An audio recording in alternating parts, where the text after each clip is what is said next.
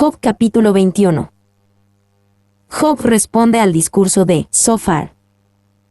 A. El problema de la prosperidad de los impíos. 1:1-3. El alegato de apertura de Job. Entonces respondió Job, y dijo: Oíd atentamente mi palabra, y sea esto el consuelo que me deis. Toleradme, y yo hablaré, y después que haya hablado, escarneced. A. Oíd atentamente mi palabra. Debido a la forma en que los amigos de Job seguían repitiendo lo mismo y dando los mismos argumentos, era fácil para Job sentir que simplemente no lo estaban escuchando. Y, en cambio, Job quería probar que los había estado escuchando. En este discurso de clausura del segundo ciclo, Job estaba decidido a probar que había escuchado lo que sus consejeros habían dicho. Esto lo hizo citando o aludiendo de otra manera a sus palabras y refutándolas. Comparar 20:11 con 21:7, 18:19 con 21:8, 18:5 con 21:17, 5:4 y 20:10 con 21:19, y 20:4 con 21:29. Sneak. B. Y después que haya hablado, escarneced. Esto indica que la dureza de Job hacia sus amigos no ha disminuido en absoluto, ni la de ellos hacia él. Se hablan con palabras agudas y sarcásticas entre sí. 2:4-16. Job considera la prosperidad de los impíos. ¿Acaso me quejo yo de algún hombre? ¿Y por qué no se ha de angustiar mi espíritu? Miradme, y espantaos, y poned la mano sobre la boca. Aún yo mismo, cuando me acuerdo, me asombro, y el temblor estremece mi carne. ¿Por qué viven los impíos? ¿Y se envejecen, y aún crecen en riquezas? Su descendencia se robustece a su vista, y sus renuevos están delante de sus ojos. Sus casas están a salvo de temor, ni viene azote de Dios sobre ellos. Sus toros engendran, y no fallan, paren sus vacas, y no malogran su cría. Salen sus pequeñuelos como manada, y sus hijos andan saltando. Al son de tamboril y de cítara saltan, y se regocijan al son de la flauta. Pasan sus días en prosperidad, y en paz descienden al Seol. Dicen, pues, a Dios, apártate de nosotros, porque no queremos el conocimiento de tus caminos. ¿Quién es el Todopoderoso, para qué le sirvamos? ¿Y de qué nos aprovechará que oremos a Él? He aquí que su bien no está en mano de ellos, el consejo de los impíos lejos esté de mí. ¿Acaso me quejo yo de algún hombre? Esto demuestra nuevamente que el verdadero punto de crisis de Job era su conflicto con Dios, no con el hombre, especialmente con sus amigos. Su crisis era fundamentalmente de naturaleza espiritual, mucho más que una crisis médica, una crisis económica, una crisis social o una crisis familiar. Su lucha era contra Dios, y se preguntaba dónde estaba Dios en medio de este tiempo tan oscuro. Miradme, y espantaos. Hasta ahora, los amigos de Job lo miraban y en su mayoría lo acusaban y lo condenaban. Él quería que ellos dieran un paso atrás, por así decirlo, y se espantaran de lo que le había sucedido a este hombre bueno y piadoso. C. ¿Por qué viven los impíos y se envejecen? Job desafió el orden moral del universo como lo entendían previamente sus amigos. Los desafió a ver que si era posible que los impíos aparentemente fueran bendecidos, entonces quizás también un hombre justo como Job podía parecer maldito. Y Zofar dijo que los impíos mueren prematuramente, Job 20, 4-11. Job insistió en que, en cambio, viven los impíos y se envejecen. 2. De algunas criaturas solíamos decir que tienen 9 vidas. De algunos hombres malvados puede pensarse así, hacen mal 100 veces, y sin embargo sus días se prolongan. Manasés reinó más tiempo que cualquier rey en Judá. El Papa Juan XXII, ese monstruo inmortal, vivió más tiempo que cualquier otro papa y murió más rico. Dios da riqueza, salud y larga vida a muchos malvados.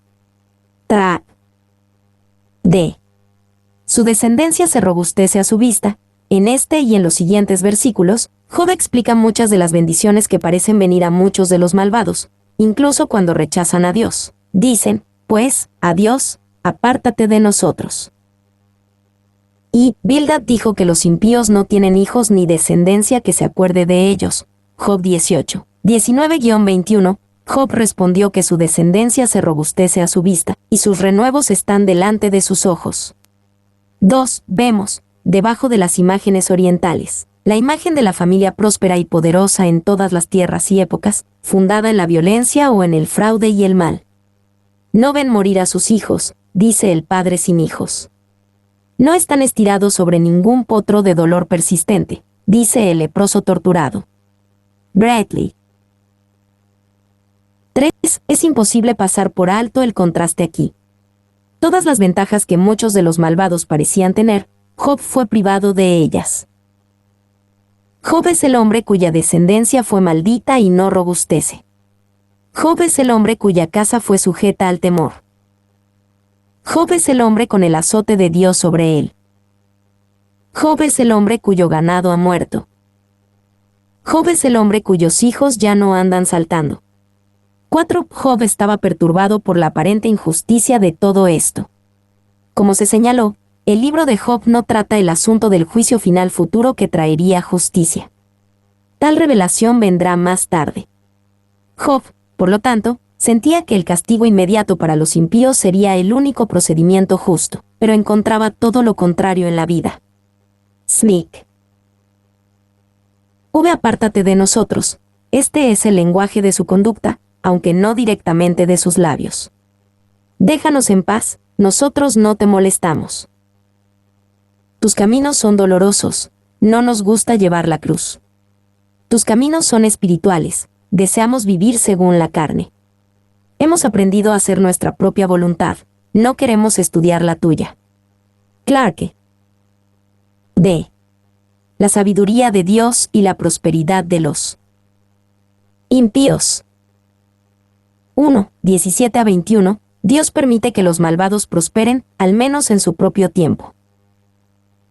Oh, cuántas veces la lámpara de los impíos es apagada, y viene sobre ellos su quebranto, y Dios en su ira les reparte dolores. Serán como la paja delante del viento, y como el tamo que arrebata el torbellino. Dios guardará para los hijos de ellos su violencia, le dará su pago, para que conozca. Verán sus ojos su quebranto, y beberá de la ira del Todopoderoso. Porque qué deleite tendrá el de su casa después de sí, siendo cortado el número de sus meses. Oh, ¿cuántas veces la lámpara de los impíos es apagada? En la pregunta retórica de Job, él respondería, no lo suficiente. Y a Job no le traería satisfacción saber que el juicio vendría sobre los descendientes del hombre inicuo. Y, si el castigo se demora, los amigos pueden retroceder un paso más y decir que los hijos pagarán por los pecados de sus padres. Job 5:4, 20:10. Job considera que esto es monstruoso, fomentando una mayor depravación. Podemos pecar, nuestros hijos pagarán. Andersen. B. Verán sus ojos su quebranto. Al pensar en el aparente consuelo de los impíos, Job casi desespera. Él clamaba a Dios para que trajera quebranto sobre los impíos en su propio día, y no en el tiempo de su casa después de sí. Y Job reconocía que la maldad nunca era recompensada al final y que siempre era castigada. El problema para Job era que nunca parecía lo suficientemente pronto que los malvados bebieran de la ira del Todopoderoso. Job sufría en el ahora, y muchos de los impíos no.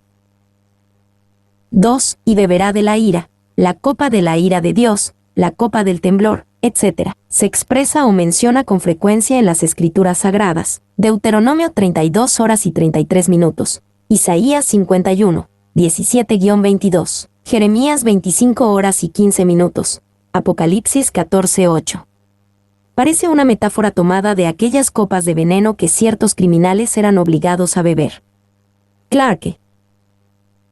2, 22-26. Dios es todo sabio, pero los malvados a veces prosperan y los piadosos a veces sufren. ¿Enseñará a alguien a Dios sabiduría, juzgando él a los que están elevados? Este morirá en el vigor de su hermosura, todo quieto y pacífico. Sus vasijas estarán llenas de leche, y sus huesos serán regados de tuétano. Y este otro morirá en amargura de ánimo, y sin haber comido jamás con gusto. Igualmente yacerán ellos en el polvo, y gusanos los cubrirán. ¿Enseñará a alguien a Dios sabiduría, en un contexto más amplio, Job ciertamente está cuestionando los caminos y la sabiduría de Dios al no traer juicio más pronto sobre el impío. Al mismo tiempo, intuía que eso estaba mal, por lo que se corrigió con su propia pregunta retórica sobre este punto. Y a Dios le agrada hacer cosas maravillosas y contradictorias a la razón del hombre, de modo que debemos confesar una inescrutabilidad en sus caminos. En esta obra suya, la razón humana es más ciega que un topo. 2. La versión King James traduce Job 21-24 como, sus pechos están llenos de leche. Sobre esto, Paul le señala, sus pechos. La palabra en hebreo no se usa en ninguna otra parte, y por lo tanto se traduce de manera diversa, ya sea uno. Pechos. Pero eso parece muy impropio aquí, porque los senos de los hombres no están acostumbrados a llenarse de leche. 2. Baldes de leche. Pero que estén llenos es común, y no hay signo de abundancia eminente, como se designa aquí. B. Este morirá en el vigor de su hermosura. Y este otro morirá en amargura de ánimo. Igualmente yacerán ellos en el polvo. Job claramente se siente incómodo al cuestionar los caminos y la sabiduría de Dios, pero al mismo tiempo parecía tan injusto que el bien y el mal aparentemente tuvieran el mismo destino. Y todas estas diferencias mundanas terminan con la muerte, y yacen en la tumba sin ninguna distinción. De modo que nadie puede distinguir quién es bueno y quién es malo, por ningún evento que le suceda en esta vida. Paul. 2. Job está angustiado por estas preguntas, pero en realidad está angustiado en el buen sentido. Dios prefiere que nos quejemos a que seamos indiferentes hacia Él o que manejemos sus verdades con arrogancia y así, las reduzcamos a máximas muertas. La angustia de Job por no entender lo que Dios estaba haciendo es prueba de que no era indiferente ni arrogante. Sneak. 3. 27-34. Job desafía las palabras vacías de sus amigos. He aquí, yo conozco vuestros pensamientos, y las imaginaciones que contra mí forjáis. ¿Por qué decís, qué hay de la casa del príncipe, y qué de la tienda de las moradas de los impíos? ¿No habéis preguntado a los que pasan por los caminos, y no habéis conocido su respuesta, que el malo es preservado en el día de la destrucción? Guardado será en el día de la ira. ¿Quién le denunciará en su cara su camino? Y de lo que él hizo, ¿quién le dará el pago? Porque llevado será a los sepulcros, y sobre su túmulo estarán velando. Los terrones del valle le serán dulces, tras de él será llevado todo hombre, y antes de él han ido innumerables. ¿Cómo, pues, me consoláis en vano, viniendo a parar vuestras respuestas en falacia? He aquí, yo conozco vuestros pensamientos. Cuando Job se atrevió a cuestionar a Dios de esta manera, pudo ver la reacción en los rostros de sus 3 amigos. Estaban horrorizados de que hablara contra Dios y su justicia de esa manera. Y ni Job ni sus amigos entendían los caminos de Dios. Sin embargo, había 2 diferencias significativas entre Job y sus amigos. Primero, sus amigos afirmaban confiadamente que entendían, mientras que Job admitía su perplejidad. Segundo, para los amigos de Job, estos eran asuntos de teoría teológica y moral y temas interesantes para la discusión. Para Job, que sufría severamente, estas eran preguntas de vida o muerte. B. ¿Qué hay de la casa del príncipe, y qué de la tienda de las moradas de los impíos? Job puso estas palabras de objeción en boca de sus amigos. Ellos pensaban que todo era tan simple de analizar, bastaba mirar la casa del príncipe y la tienda de los impíos para ver que la justicia era recompensada y la maldad castigada por el orden moral de Dios. Sin embargo, Job ha tratado de mostrar que el asunto no es tan simple. Y él estaba diciendo que es imposible derivar una ley justa de retribución de lo que observamos en este mundo actual. Sneak. ¿Se no habéis preguntado a los que pasan por los caminos, que el malo es preservado en el día de la destrucción? Job sabía que los impíos enfrentaban un destino final desagradable. Estaba más molesto porque no parecía suceder lo suficientemente rápido. Creía que este conocimiento era tan común que uno podía preguntar a los que pasan por los caminos y recibir una respuesta correcta. ¿De quién le denunciará en su cara su camino?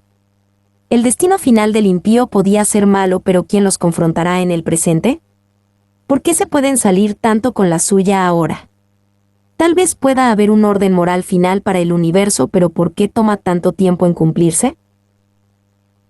Porque llevado será a los sepulcros, y sobre su túmulo estarán velando, los terrones del valle le serán dulces. Job entendía que los impíos ciertamente morirían, pero muchos de los malvados disfrutan de funerales honorables y hasta su muerte es una especie de dulzura para ellos. Simplemente nada parecía justo.